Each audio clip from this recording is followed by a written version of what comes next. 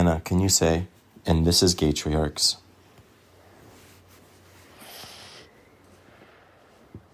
Yeah, say it. Hannah, say, and this is Gaytriarchs. No. Please? No. Please just say, and this is Gaytriarchs. No. Why not? I don't want to.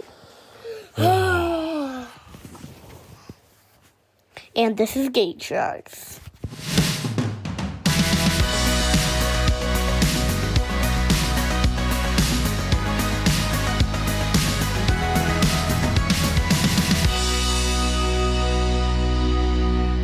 Gavin, what did you text me before we started recording? At this very second? No. Oh. Like, when I was like, hey, you ready? We're going to record. Oh, yeah. I went...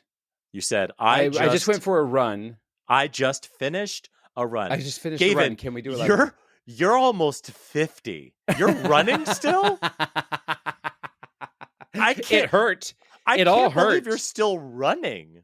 I will say it all hurt. I did it though. I mean, I ran for about 40 minutes. I'm proud of you. This is why you don't run at all. No, I it is one of those things, and I guess maybe everyone feels this, but like, yeah, the second my body starts to gallop, every part, every cell in my body says stop it.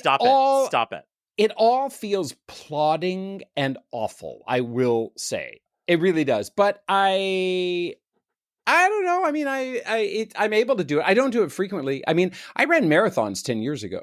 I can't believe it. I just, that's why you're fit and gorgeous, and I'm neither of those things, but I will say running is not fun to me. It is not at all a pleasure, but I will say, it burns calories quickly, and all you do is throw on shoes and you go and you come back, right? Also, I so badly want that body of like lean up top, but like thick legs because you run all the time, and that ass. Like that's my dream body. Well, those are every single footstep feels plodding. I feel everything shaking, and I live in a hilly area, and so it's not an easy place to run, and it's not a pleasure. But I love that you started out today's episode by mocking me for trying to not have a heart attack. I wasn't mocking you. I was just merely shocked. When you said that, I was like waiting for the joke. Was like, run People to do Dunkin'? Like what? Like run to Taco Bell? Like what was it?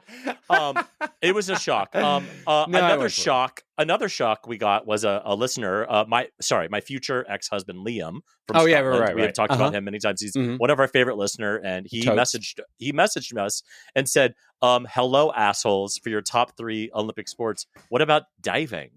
And I was like, obviously, how did we forget? It's kind of, hey, Liam, beautiful men in tiny little swimsuits. And how do they never come off? I mean, obvious, but also, Liam, love ya.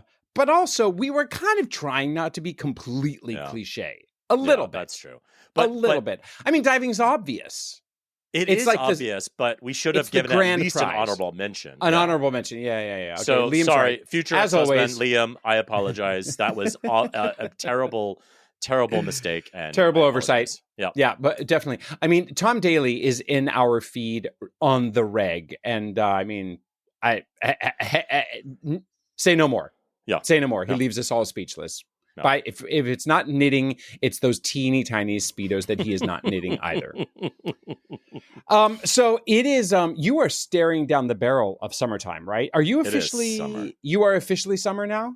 I think. I mean, it's as of 90 degrees today. Yeah, it's 90 degrees today. I know it's like. I think officially summer's like the 21st or something. So we're like a week or two away. But I mean, your kids are out of school yet or not? Yes, as of the airing of this episode, we are out of school and we are right into a fucking camp because I'm not taking care of those children. I'm paying people to do it. Well, then I would imagine this preempts my question, which is, have you thought at all about like the micromanaging of boredom?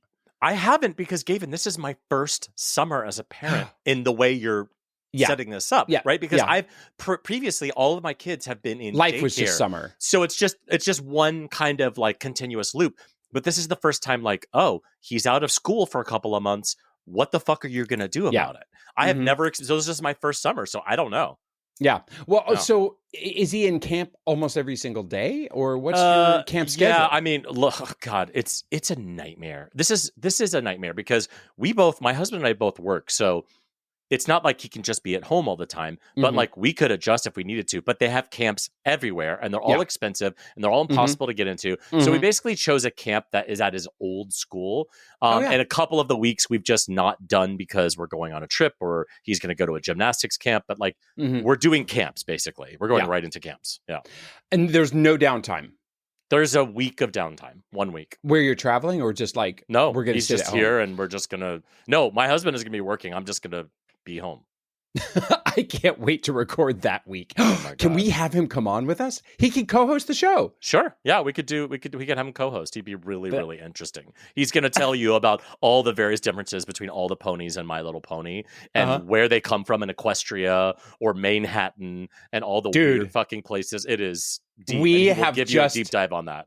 We have definitely just scheduled 2, maybe 3 of our guests for this summer, because my kids, if I can pay them enough and sedate them, you might be able to interview them, and that would be pretty hilarious. And if that I would could, be hilarious, if I could interview him. Well, okay. So, I mean, as we know, I have conflicted feelings about summer, and in fact, that's even related later to our top 3 list. But of course, I'm always preoccupied about my kids getting bored and the importance of being bored, and just be bored and sit around and just be bored, et cetera, et cetera.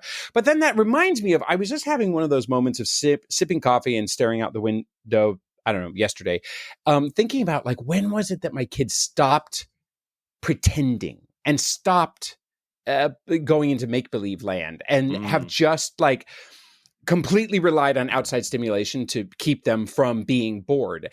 And I remember so vividly that my daughter was having a play date with a friend of hers who was a Harry Potter super freak back about 4 years ago. It was when we were living in Connecticut. And I remember watching them walk around the yard, just like rehash Harry Potter, but they weren't playing Harry Potter. And I got to say, when my daughter was your kid's age, I was already watching her.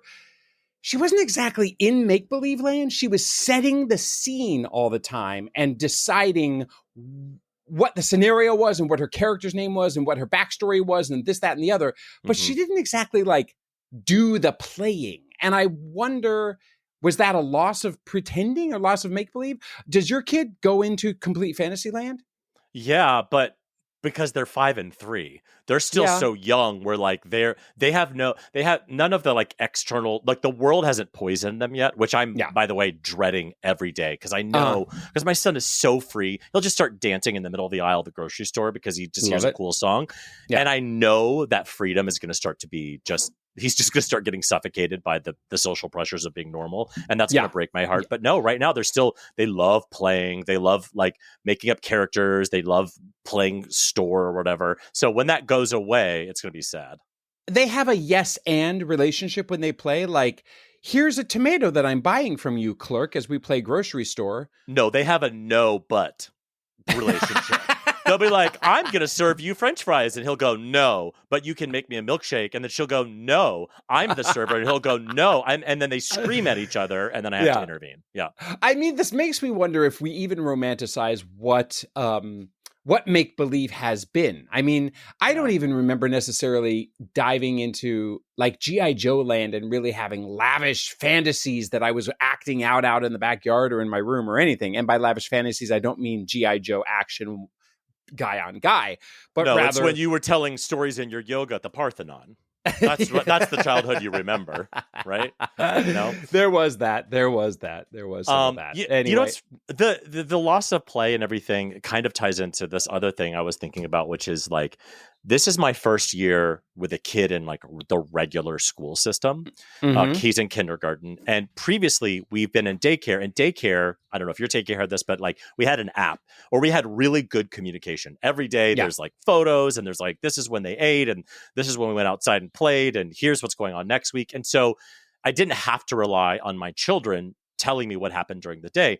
This year, there is no app. There's no information. I am strictly relying on my son to when I say, hey, how was your day? Fine. What did you do? Nothing. Nothing. Like that is the day. And what I've noticed is that this year has flown by in the way that previous years haven't, because I don't I don't know what's going on. So it's just been kind of one day year. Yep. Do you know what I blending mean? into another. Versus like at his daycare, it was like, oh, this is, water slide week. We rented a water slide. Oh, this is this week and we're doing this and the animal trainer's coming. He may be doing all of that at kindergarten. I have no fucking clue. So it is wild that like the kindergarten experience has been like a blip because it just like, I don't know really what's going on.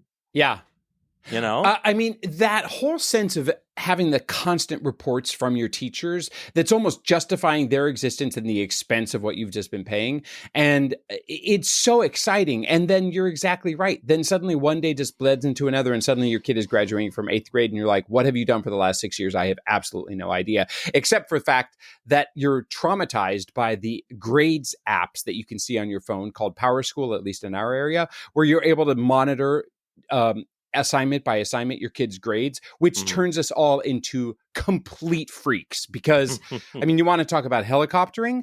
Suddenly when you see every single grade your kid ever gets instead of just a report card, and it is too much. I completely agree. It's way too much information because I can't be trusted with that information. You for sure can't be trusted with that information. I mean, I remember when I would get the report card and you'd have to have your parents sign it. It was paper. And me and my friend Jamie would go and we would go to the there was a copy machine at the grocery store by our high school. And we would copy it. We would cut out letters like fucking serial killers. We would paste it. We'd make another thing. And then we would get the new version and then we'd have to fold it up in our pocket to, really give it a little bit of texture. Make it authentic. So like, And then my parents we would never change the GPA. So I would have straight A's and then a GPA of 2.7. And a 2.7. Yeah. And my parents would never even knew. So I feel sad that the kids can't do that, but it's too much information. Mom out there, listen. Oh, she's mom, listening. Shit. Sorry, listener. We do need to hear the report from your side of this. Were you totally, I mean, parents always say I wasn't born yesterday and I did all these things when I was a kid. Did you do that when you were growing up, Mom? Yeah, maybe on the chalk drawings on the cave wall. I don't know how she changed those, but speaking of cave walls. Yeah. Right? So we are so excited that it is Pride Month and that we are going to have our very first gay dads meetup. By the way, ladies, you are welcome too. Straight dads who want to be a gaytriarch, you are welcome too. And the reason that was a segue from the cave walls is because you don't actually understand this yet, do you, David? Because you are not a devotee of Heckscher Playground. No. But the Heckscher Playground is designed like a castle with big old stone walls. And so there's lots of opportunities for chalking stone walls, although these are more like medieval walls than Neanderthal cave walls that I grew up in. So tell us more about the Heckscher Playground and meetup, David. Well, we are going to just bombard you with this information until June 28th because we want all of our listeners to be there. And thank you, by the way, for listener Daniel, who reached out to us and said, hey, like, I'm not a dad yet, but I want to be. Am I allowed to come? And I was like, oh shit, we totally forgot. This is open to all, by the way. Absolutely. We are also a Gay Dads podcast. We are partnering with Men Having Babies, which is a Gay Dads thing. But like, if you're a lesbian family, if you are a straight ally family, if you are the homeless guy but has the hot body who has a shirt off, all are welcome at this. Also, you don't even need to have kids. If you listen to our podcast and you would just come up and give us a hug, we would love If you want to hug Gavin's runner's body, you're allowed to. He's giving you consent right now. You're allowed to just walk up to him. He'll be the tall drink of water wearing a yellow shirt. But yes, please, everyone, please join us. If you're in the New York City area, it is going to be Saturday, June 28th from 9 a.m. to 12 p.m. at the Heckscher Playground in Central Park. It's the kind of centrally part of Central Park. Super easy to get to. Everyone is invited. If you're hearing the sound of my voice, you're invited. We will be there, and I'm ordering balloons today. I don't know what kind of balloons we'll have, but we'll have some way to find us. We'll have waters and probably some Costco thing that David picks up off the side of the road outside that somebody dropped as they were trying to overload their car. So you just access Heckscher Playground very easily from about, it's like a 10-minute walk from Columbus Circle or the other corner of Central Park, the oligarch Apple Store is. The Apple Store, Plaza, the Oligarch Apartments, formerly known as the Plaza Hotel, and you'll find it right in the middle. I forgot that it's new. Oh God. Yeah. Okay. So anyway, we'll Saturday, see you guys there. We're super excited. Yeah. So I do have a dad hack of the week, somewhat related to what we were doing. And this is mainly just me saying, oh, I didn't completely fuck up the entire week, which is my kids are tired. We are, let's see, as of this airing, I think we did just finish school actually yesterday. But hey, since we're recording this a week in advance or so, I shut up all of my questions for a good hour or two and let my kids just be completely quiet and recharge their batteries. And I know that that's very, very obvious, but I need to be reminded of that very simple dad hack of the week. Don't bombard your kids with questions right after they've gotten home. They are hot. They're tired. They want you to shut up because you don't know anything anyway and stop bothering them, right? So, and if you need to talk, just talk into the microphone to our listener. They want to hear your questions. They want to know what's going on in that little brain of yours. And the thing is, later in the day, then when I finally did time it very well and say, so give me the scoop from school, my daughter got the most shit-eating, evil, devilish grin because boy, did she have gossip to share. Did she have some tea to spill? And she was it was like she was recharged to be able to deliver the tea in all the right ways. And it wasn't mean, but it was good tea. And I will not share it on this show. All right. What I will share on the show is we do have a little bit of news of the week. And, you know, it's basically a horrible, no good, very bad time to be human, particularly American, right? Yep. But there are those who are standing up for what is right. So our very, very, very good friends and eventually friends of the show, obviously, Pedro, Ariana, and Harry, also known as Pedro Pascal, Ariana Grande, and, well, Harry Potter, because, come on, Daniel, sorry, you just are Harry Potter. But the three of them have stood up against RFK Jr. and the department, HHS, because they were cutting funding for the, is it 998? Emergency services for queer kids, calling in for, you know, essentially a suicide hotline for queer kids. And Pedro, Ariana, and Harry have all said, you cannot defund this. And a lot of politicians have actually stood up for it too, because at least I think that they're able to show this does very direct help for children who are just trying to survive in the world. And let's hope that RFK and all of them see the light bit by bit by bit. But thank you, Pedro and Ariana and Daniel Ryder. Daniel. And come on to the show and tell us about your advocacy, okay? And sorry, Daniel, for just reducing you down to the one role you played one time. And you're a much bigger and broader actor than that. But yes, of course. Thank you for also standing up. We have a DILF of the week, and it was something that I came across, but not because you made me just Google something really quick before we started recording. I somehow came across, in my feed, Ricky Martin is still giving us the thoughty Instagram feed that we have been requesting. He posted these like videos / like photos of him nude sunbathing, and he places the camera down by his hip, but you can fully see he is wearing absolutely no clothes. Yes, did I pinch and zoom? Sure did. But like it is, I love that he is like, I'm in my 50s and I'm still hot and I'm still giving you what you're asking for. And he's a gay dad. So we are very happy of our DILF of the week, Ricky. Thank you, Ricky, for delivering DILF of the week for sure. You know what doesn't deliver every week? What? Our top 3 list. Gaytriarchs top 3 list. 3, 2, 1. All right, so this was my week. I wanted to know, what are the 3 ways just to be able to shit on something that's wonderful at a time that shouldn't be shit on? But what are the top 3 ways you call bullshit on Pride? Okay. So for me, number 3, being the raging socialist that I am, it is, of course, it's too bad that we are limited to consumerism with rainbow flags at just 1 month of the year. So I call bullshit. My number 3 reason is only being able to buy rainbow resplendent stuff one time of the year. Okay. Number 2, it's only 30 days. June is a short month. I mean, come on, give us at least one of the months that has 31 days. I mean, it's not 29 or 28. It could be February. It could be February. You're exactly right about. Thank you for seeing the glass half full and my calling bullshit on Pride. And then the number one thing that I always call bullshit on Pride is it's the time of the year where we go, wait a minute, it's June already? I am never ever prepared for June and Pride. Like, Christmas, you have you have a ramp up to it for a couple of months. Labor Day, you have a ramp up to it in summer, and blah, blah, blah, blah. June surprises me every single So you year want at like June in 1st. like February or March, you want like Lowe's to start putting out Yes. rainbows. You know what I mean? Like you're like, wait, you're like, it's not even Yes. June. Why are they putting out rainbows? Like that's the conversation you want happening. Got it. I want to be a complete hypocrite and then say they are capitalizing on Pride way too early. This is bullshit. So that's the bullshit I call on Pride. What about you? All right. So for number 3 for me, stop trying to please the other side. Stop trying to meet in the middle. Stop trying to reach across the aisle. Stop it. This is not that. They never have. So just stop. This is about us. We do what we want. They can go fuck themselves. They can come to where we're already standing. Yeah. Number 2, don't hand me anything. I hate walking around on Pride and people handing me flyers or branded fucking paper fans or like cheap necklaces. Don't hand me anything because what you're saying to me, water bottles, or Gaytriarchs water bottles, stickers, circle stickers. Because what I see is you hand something to me, you go, here, you throw this away. That's all. That's all it is. And so, number 2, don't hand me anything.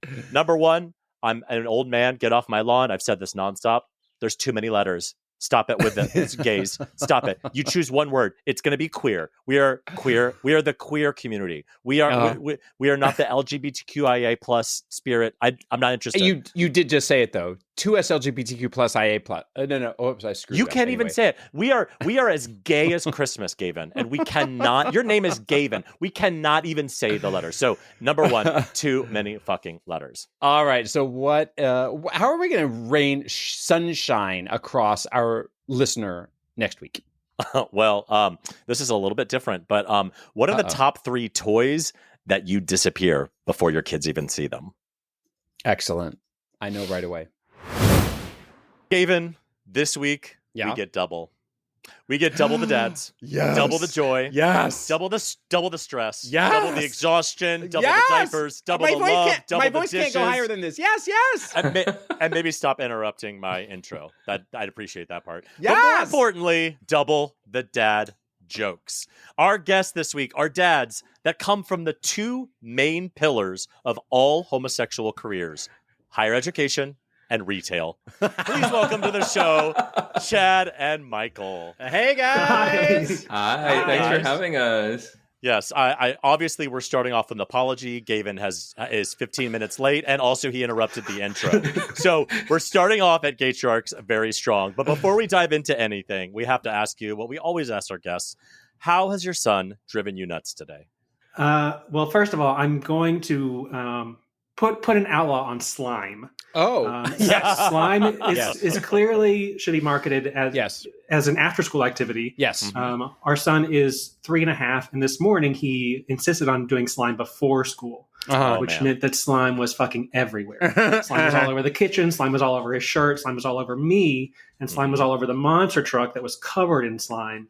So we had to pick it all out with a toothpick before we could leave the house. Wow. And was he mad at you for the slime being in the truck? Because he was in a great mood, but it just takes forever. Yeah. So this morning it's about slime. No slime. So I feel like most people's first outlaw is glitter. Because for all the reasons that gay men would not want to have glitter coming through their houses, and particularly because it's a very popular thing at preschools. I realize your 3.5-year-old goes to some kind of school, right? Yeah. He hasn't come home with glitter yet? No glitter. That's coming. It's just like markers and slime are everywhere. And we want to clarify, we're not talking about like a DVD of the movie Glitter, which I think we would all be very, very happy about. Absolutely. We're talking about like the herpes of the craft world. But we've had no glitter related incidents so far. You wait. But it's crazy because that slime, I know exactly the slime you're talking about. I feel like when I was a young child in the 1800s, our slime had more consistency to where it didn't like this slime is so thin and it just it leaves little dots like and if you have a rug or carpet, forget about it. Like what is happening with today's slime? Oh no, it's seriously the looseness of it. Like Yeah. when he's like leaning over it, his shirt gets into it. So we've gotten to the point where he's like, "Just take your shirt off, buddy." So I'm afraid he's actually gonna have a play date, and they're gonna be like, "Oh, let's play with slime," and he's just gonna start stripping. This is why gays should not have kids. They just do slime with their shirts off. Oh my god, it's so true. But I mean, have you found a hack for getting slime out of clothes, or with all your experience, out of rugs or tea towels or anything? No. Yeah, just buy a new rug. Any advice? Throw it out. Hey, listener out there, do you have any hacks for us for getting slime out of fabric? Please. Other than buying new rugs. Right. I feel that way sometimes, like when I come home and the house has just exploded in some way, where it's just like there's shit everywhere and you just look around and you legitimately aren't sure where to start. I actually think it'd be easier to move. Like I think it'd be easier. Burn the place down. Do you know what I mean? Just like light a match, get a check from the insurance company and start anew somewhere else, because I don't even know where to begin at this. Yes. Sometimes it's the easiest just to shut the door from the other side. Then there's that. That's very New England of you, where I live. Yes, let's just literally sweep it under the slime-covered rug and close the door, turn our backs on it, and walk away and pretend it doesn't exist. Yeah. So you guys are I will say, preparing for you to come on here, we like to think of ourselves, hopefully, as a comedy podcast. And I'm like, David, you're bringing on funny people onto the show. Like, what if they're funnier than? Well, you are, because obviously everybody is funnier than I am. But you kind of have made your brand out of dad jokes, right? Yeah. It was kind of a tongue-in-cheek way of like, you know what? There's obviously going to be two dads because we're obviously a gay dad family, but like, how can we take something relatable and just amplify it times two? And I know we went back and forth with like, different kinds of names, but we really stuck with Double the Dad Jokes, and I think I'm more so the one that kind of drops the dad jokes every once in a while. Nice. And, I love a good pun. So you're the punny one. We try to work in. Yes, absolutely. I would love to see like all of the handles that you like passed on, like 4 balls and 2 dicks, or like whatever. You're like, no, that's not really our brand. And you're like trying to find, because there's a lot. Listen, you're not the only two gay dad kind of, not influencers. I fucking hate that word, but prominent people on social media who have this kind of like, the shtick, and like other ones are like the fit dads and we're the whatever dads or whatever. But you guys are also, you guys are Double the Dad Jokes, obviously, in puns, but also and I don't mean this to sound critical, you're Disney gays, right? Yeah, right? Would you self-identify as a Disney gay? I would not deny it if I was backed into a corner. In other words, we're backing you into a Zoom corner right now, and you are admitting it. Okay. All right. Well, because you do have a lot of content in or around Disney. You talk about Disney. You brought you've been to Disney before, and I actually, that was one of the things I was really excited to talk about, mostly for my own self-interest, because I have a 5-year-old and a 3-year-old, and I feel like we are getting very close to Disney age. They've started to talk about it. Yeah. They've started to know what it is. They obviously know the characters, but like they know that there's this place called Disney where you go ride on rides. And I keep saying, oh, when you're older and you can ride them. But I don't actually know what rides are available. So I need advice from you. What age is an appropriate age for kids to go to Disney? Probably last year. Oh, come on. So I've already ruined my child's future. Okay, cool. Good to know. Yeah. I will say Disney's really good about catering to all ages. So obviously you've got your camp that says they're not going to remember it. It's not for them until they are old enough to remember it. But you also have the camp where it's like, start making the memories now. And it's so funny just to hear him bring up Disney and like things that we recently done there or things he wants to do the next time. I'm like, how are you so sure it's going to be a next time, buddy? Like we're not going there all the time, but it's actually, there's a lot for them to do there. Even at our son's age at 3.5, there's endless possibilities. So it's never too early if you ask me, but obviously I'm the Disney adult. So Well, I need to slap my own disclaimer on that. Michael and I were dating like 4 years before he even let it slip that he was into Disney. He So I was withheld in- that. He withheld He that. withheld it. Oh, yeah. I was in too deep. I couldn't back out. until he put a ring on it, I was like, what's Disney? I don't I know mean, what that is. that's a smart trick. Can I tell you also? So my husband and I met on Match.com, and I mean .com, where like pre-apps, you had to log into a website to find big messages. computer. Correct. And I spent up until that point my entire life in the Broadway community as an actor and a director, and my husband was a huge fan of musical theater, although he's not an actor. We both had it nowhere on our profiles. Oh, seriously? Yeah, because we didn't want to be looked at as the music theater queens. Isn't that so sad? I mean, it's two so of the sad. happiest art forms on the entire world, Disney and Broadway, and yet we're hiding it Oh, yeah. because we're stigmatized for it. Come on. Totally. That's too totally. bad. And then we had to trick each other, and then we both kind of like pulled our masks off, and we're like, "You." It's like that Spider-Man theme where everyone's pointing at each other. We're like, "You like musical theater? No, you like musical theater." Well, so speaking of peeling those masks off, is there like a sub-society of Disney gays, and in particular Disney gay dads? Like, there's got to be a niche Facebook network of those folks, and and not submissive, like a obsessed. Those, yeah, yes. Well, I'm sure there you can delineate between those who fetishize Flynn Rider from Tangled and those who fetishize, I don't know, the animal characters or something like the furries. There's definitely a niche gay dad Disney group.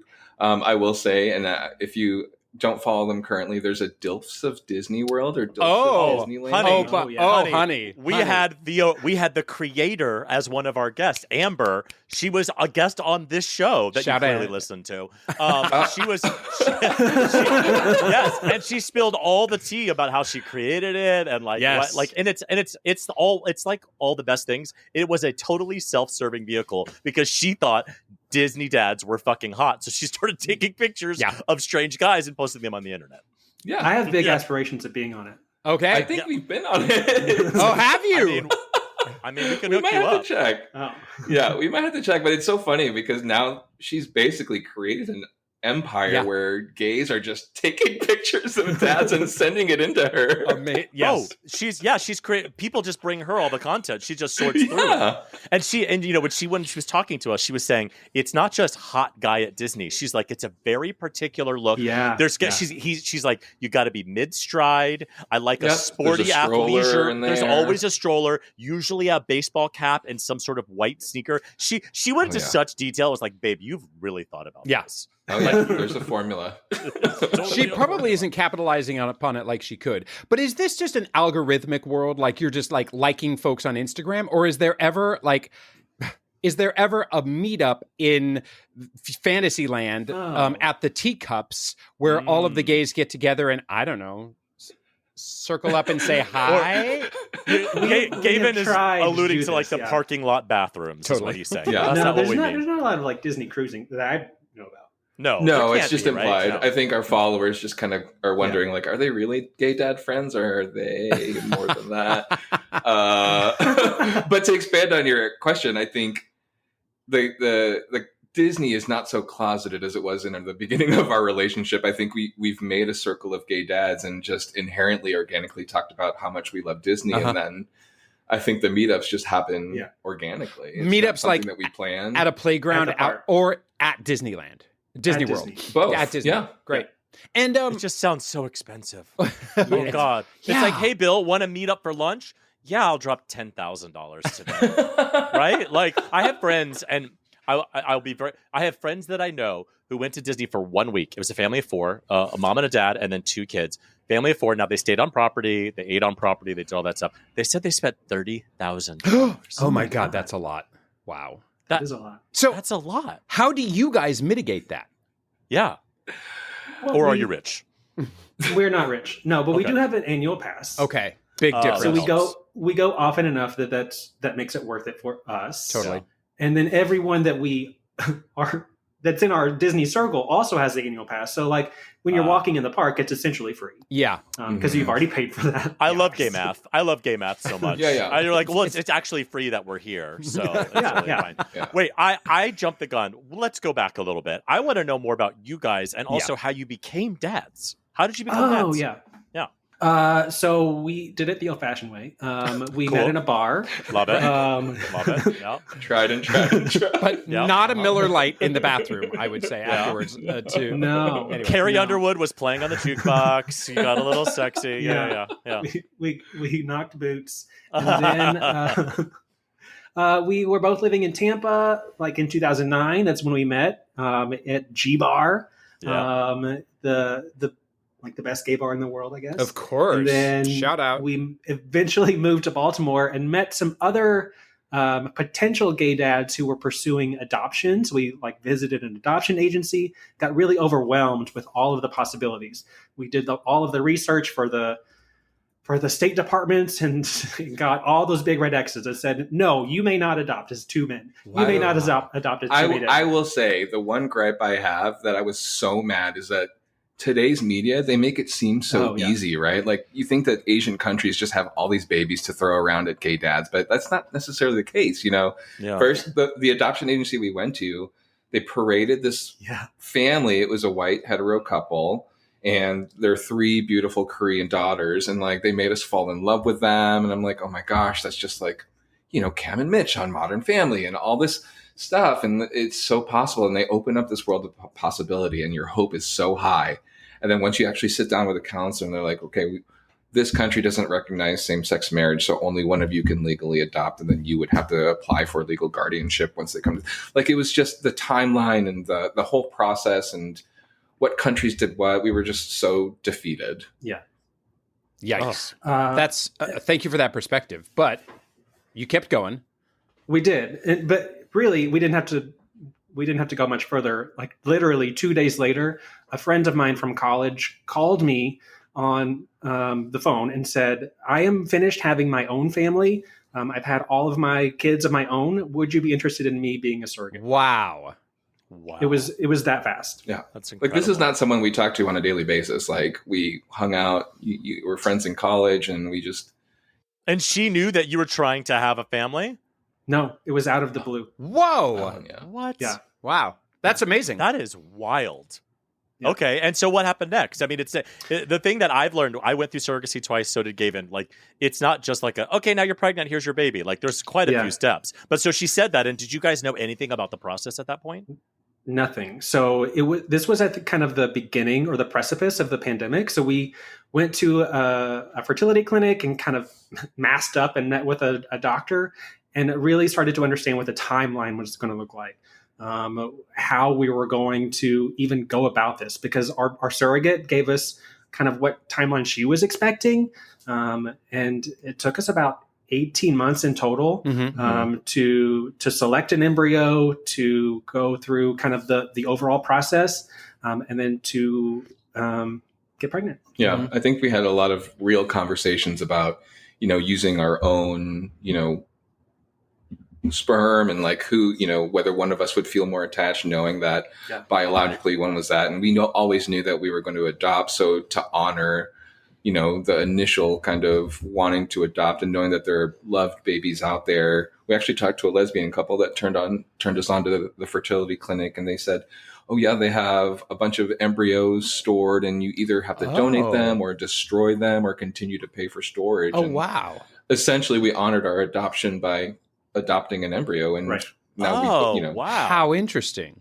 So you adopted. So there was another couple that had created embryos that they were done. They didn't need anymore, and they were either going to be donated or discarded. And so you adopted that embryo, and that embryo, your surrogate, was transferred to your surrogate.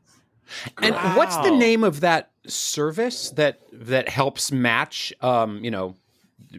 Yes, we used Shady Grove Fertility. It's based out of Maryland, but they have sites all over the country.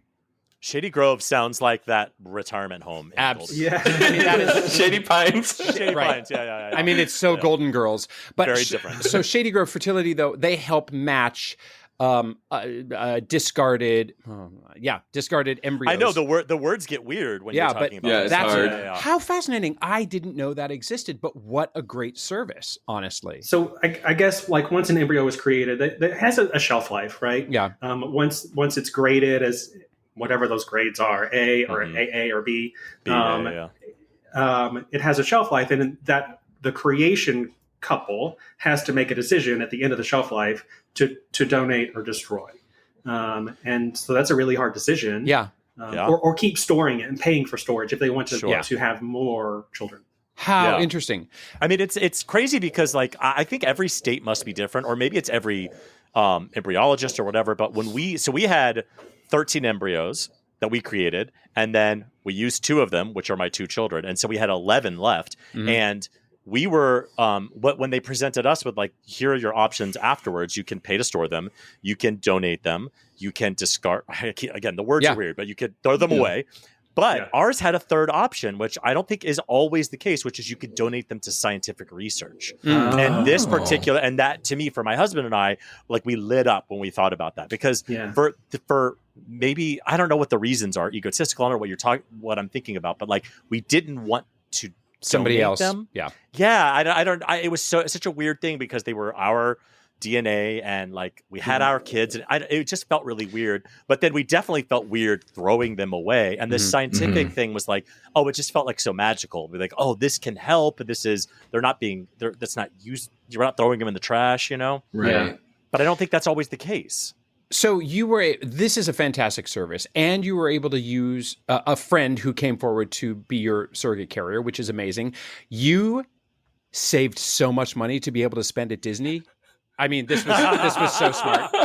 This was genius. This was part of the plan, wasn't it? Every time you ride Space Mountain, you're like, yeah. I don't mean to poke fun. That is that all works out well. And can you tell me? I don't know, David, if we have ever had somebody who did, in fact. Well, no, never. You did. Used a friend or a family member to be the carrier. But how did that work out for you? And did you have to worry about? Were you contracted up to your neck to make sure that all T's are crossed and all I's are dotted? Yeah, we had to go through. I won't say a lot of hoops, but there's definitely a process where making sure that insurance was provided for both parties. We had to go through hours of like social work and like counseling to make sure everyone was in the right headspace.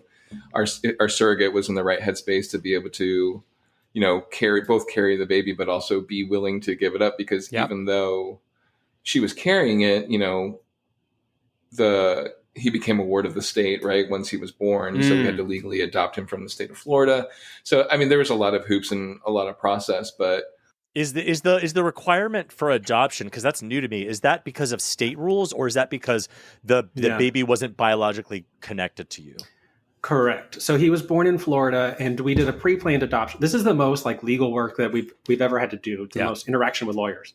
So he was born in the state of Florida. We did a pre-planned adoption. So as soon as he was birthed, he was not connected to our gestational carrier at all, and so her name did not appear on his. I guess except through an umbilical cord, but anyway. Yeah. All that science stuff, and then so we had a pre-planned adoption. Our names were pre-printed on his birth certificate, but then we had to go through a few more legal hoops so that we were his parents like 3 days later. Mm-hmm. And then we went to Disney after. And then we went to Disney. We had to make like a 48-hour drive home with a 2-day-old. Which coincidentally, our surrogate is also a Disney adult, and she will absolutely tell everyone under the sun. So she came along as well. That's fantastic, though. I mean, I didn't quite realize Disney adult was a technical term. So, but it makes more sense with Disney gays and Disney gay adults. Anyway, and you baptized him in the fountain in front of castle, which also on Splash Mountain. Shout out to Broadway Husbands for giving us that joke years ago, or a year ago. So then, may I ask, did you compensate her, or did you? We did not. That's how fantastic! So incredibly generous of her, and completely selfless. Yeah. Oh wow. We don't keep secrets, and we're 100% transparent with our son. So whenever Mother's Day rolls around. We don't talk about her, but like his transfer day on December 9th, like we call that Karen Day. Oh, that's awesome.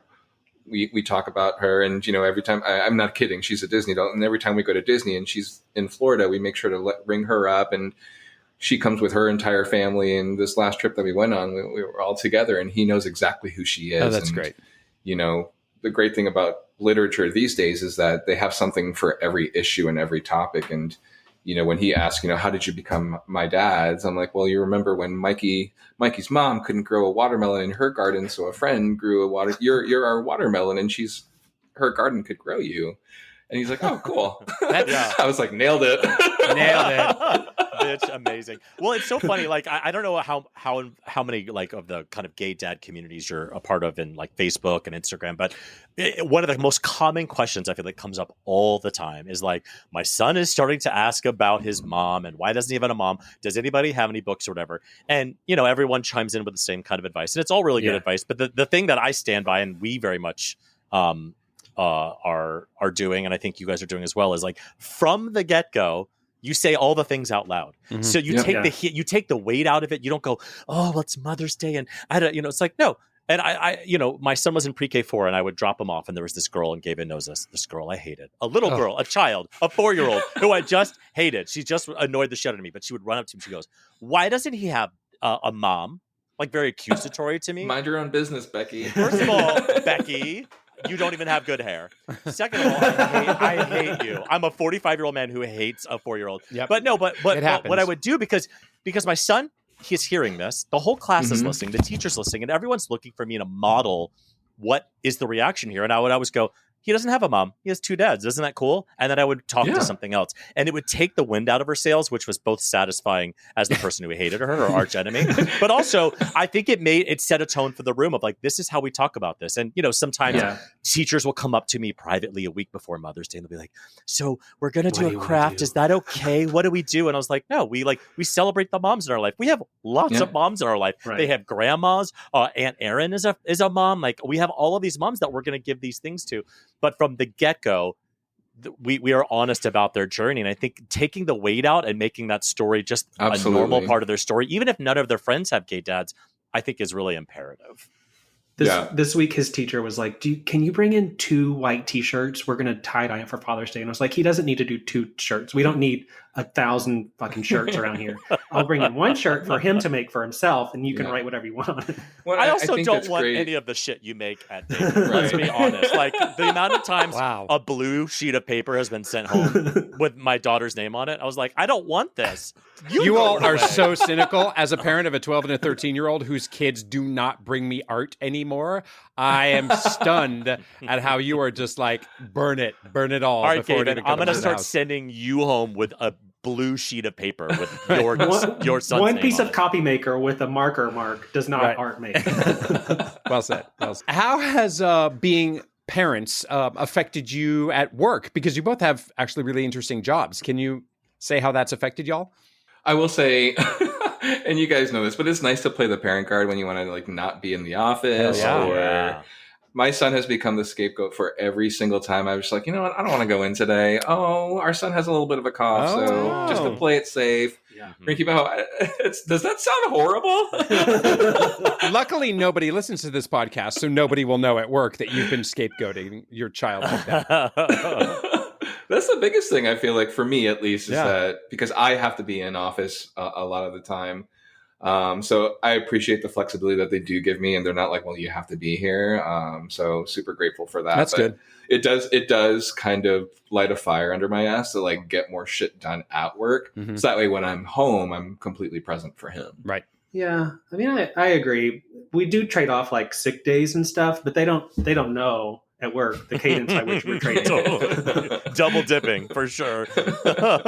Well, I think there's also like I don't know if you guys have experienced this, but like just becoming a parent, whether it's gay or not, like you get like access to this like secret like executive bathroom you didn't know existed, where you guys can do you know what I mean? Where you're just like, oh well, we're parents and we can have these like you're just a member of a team suddenly that I think you can leverage for these like days off We're like right. with other parents, right? If your boss isn't a parent, you're fucked because they don't give a fuck about the pink eye epidemic happening in the pre-K 3. It's like being a smoker, which we never were, but like you get the smoke break now.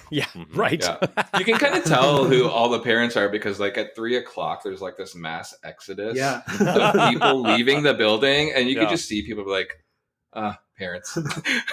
Yeah. Oh God, I used to be a smoker, and I'm embarrassed, but I'm honest about it. I smoked for 10 years, and the last couple of years I smoked, I was doing a show. I was doing a musical, and I was smoking so much that at intermission I needed to smoke. So I would put on my robe, but I'm still in full makeup and wig and microphone, and I'm leaning out the stage door smoking Camel Special Lights. And I would always smoke with the guy who played the donkey in the show. So there's this like man in a donkey hood smoking cigarettes outside, and then we come in and we chew gum and we think that that's gotten rid of the smell. Do you know what I mean? That like is so just gross. such assholes. I didn't know there was a donkey in Cats. Can you imagine if my gay ass was in Cats? That sounds like a vast improvement over Cats, though, I would say. Cats and a donkey. So speaking of characters and whatnot and smoking or non, give us a little bit of insider tips on Disney, like your favorite place to stay. How do we get through the lines best? Is it the lightning lane, the genie? Money. Okay. Money. First of all, money. Money solves all problems. Got it. I think the best place to stay is on a Disney cruise line. No, this is the real tea. Listen to this. Yeah. So we had never done a Disney cruise until recently. We thought they were too unattainable and out of reach. And then about 2 years ago, we took our first one, and it was a game changer. It's a really easy, approachable kind of way to do Disney with your kids, where you're not overwhelmed by the parks because the characters are there. It's very well themed. The food is good. It's not overly crowded, and it's more affordable than you think. Yeah, I used to be like the number one salesman because of toddler age. It's like the stress of naps and like having to get back to the hotel room in the middle of the day during the parks. But like on a cruise, whenever it's nap time, you just walk downstairs or upstairs to go to your stateroom. But like even all ages kids. So for your older kids, there's kids clubs where you can literally shove them in there and they can't actually leave until one of the parents come out. It's like a kid jail on the ship. And you go to there's adults only sections on the ship where there's a quiet pool and a bar where kids aren't supposed to run around. So people see your Disney cruise, they think kids are just running around like, you're like, no, they have cages for those kids. I mean, it's basically the Disney version of you're in the cage. You're in the goofy great time in there. Yeah. Oh, they're having a great time. They're making they're making friends, and they're like, literally keep in touch. In terms of the cages and the adults only and the cruising, is there a place where the gay dads are like, let's all just have a kiki, and I am just saying, get together and drink and complain about being dads together? Socialize, or has there been that socialization on a cruise ship? It's karaoke. It's literally karaoke where everybody's singing "Defying Gravity," or all of that's not a Disney or song. Let It Go. Oh, excuse me. Is karaoke just Disney music? No. There are different karaokes. There's Disney karaoke. There's family karaoke. There's adults karaoke, and it could be non-Disney as well. Guys, there is only one correct response to this. But what is your favorite Disney song? Oh my gosh! How is there only one? Okay, because I'm curious to hear. No, let's hear. What? Because the correct response is "When Will My Life Begin" from Tangled.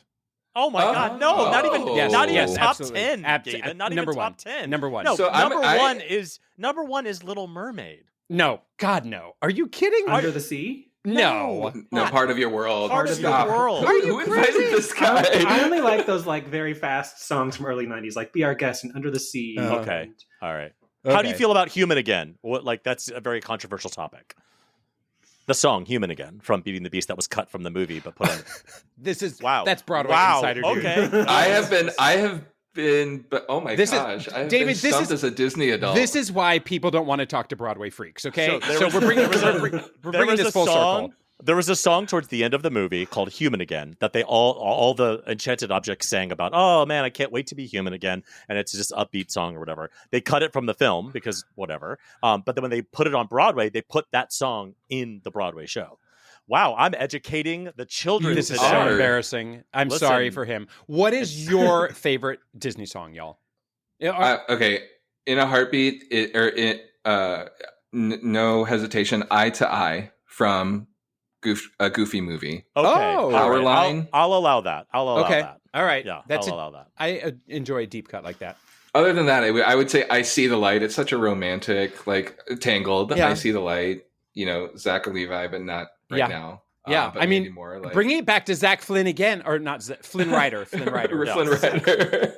But we did a top 3 list of top 3 Disney songs, and Yeah. we had the same argument then. So, yeah. Well- I'm just curious. What about yours? Did you say yours? Well, he did say "Be Our Guest" and Yeah. "Under the Sea," and those are good. Hey, all great ones. But there is only one Renaissance. correct answer: is "When Will My Life Gavin. Begin?" Oh my No, God! It's just okay, Gavin. it's you're as muted. good. That wouldn't even hit my top 10. It's I'm as sorry. it's as not good as even "Call Me top 10. Maybe." It's as good No, as "Call it Me is- Maybe." Anyway, Call me maybe. before Wow, we okay. It's as good as Call Me Maybe. before we almost I know. wrap up, almost. Oh my God. I am just curious. Back to the dad jokes. Give us a couple of your best, will you, please? I knew this was coming. Oh no. Hey, if this is going to be your Instagram Shrinks. handle and your entire online I personality, know, and you I got to think come with it. And I think it started off like that, and now Yeah. it's just kind of migrated to just To not that. to not that. And I'm like, oh gosh, I'm really regretting our name choice now because of Mhm. exactly moments like this. Oh yeah. Well, we'll sit here in awkward silence. We're the longest The advertisers silence are we've going ever to love this. Lots of pauses, lots of silence. All right, how about this? You guys think about it, and then I want you guys to message me, and then when your episode Please. comes out, we'll do like an Instagram story about here's the joke. Done. Great. Okay, Can't wait. great. Love it. Okay. Good. And before Done. we actually let you go, we got to end with tell us a story of you guys becoming parents and the moment you'll never forget. When did you earn that parenting badge? When did everything go wrong? And you're like, oh my God, I'm a dad. Go for it. You go for it. Oh, when did everything go wrong? I think it either happened very early on or this week. So Oh, love it. Choose the most disgusting one. Go. it's this week. So we Right. had a 4-day weekend. He was off from school on Friday and Monday, obviously for the holiday. And he was a perfect little angel all weekend long. He went to see his first movie. We went to see Lilo and Stitch. It was Oh. great. He had a great time. And on Tuesday morning, we were driving to school and we get there at 8:00 and he decides that he's fully possessed by Satan and can't get out of the car. Oh, I yeah. get in and out of the car 7 times because each time I've broken one of his little rules. So I took my seatbelt off wrong. I talked to him one time and I wasn't supposed to. Mhm. I took his snack out of his hand the wrong way. 2 times I drug him out of the car while he was gripping onto the handrest or the hand thing at the top. It took an hour to get him from the car into the school. His teacher had to come out and like intervene. I thought I was going to be arrested by CBS. Wow. I love my favorite thing that you said, which just like any parent out there listening, I guarantee is laughing when you said, I broke some of his little rules.